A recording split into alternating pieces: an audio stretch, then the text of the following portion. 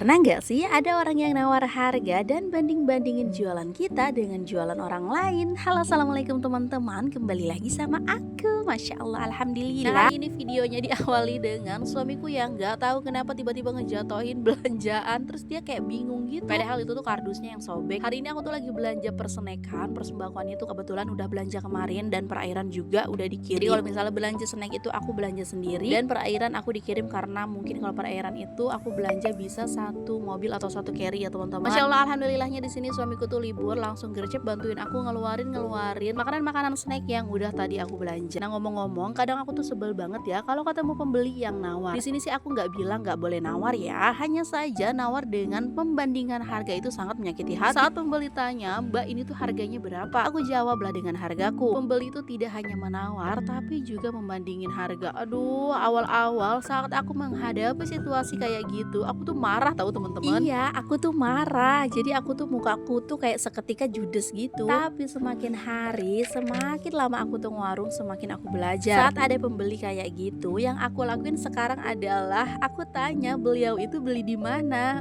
Terus aku tuh arahin beliau untuk beli di tempat itu aja. Tapi ngarahinnya sambil bercanda gitu ya. Karena kadang pembeli itu nggak boleh loh judes-judesin gitu, nggak bisa. Jadi kita itu nyuruhnya sambil bercanda, "Iya, Bunda belinya di mana? Boleh kak kesana lagi aja."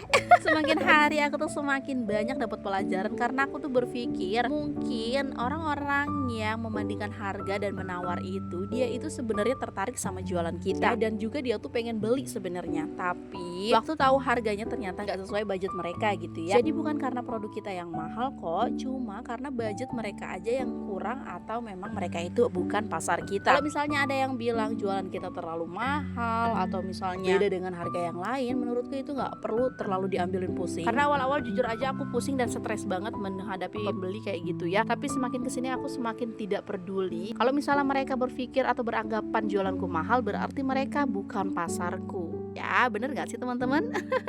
Masya Allah, gak kerasa banget sambil cerita ternyata suamiku juga udah selesai beres-beres. Aduh, gak diraguin lagi kalau misalnya beresan suamiku itu udah paling mantep, paling rapi, paling bagus.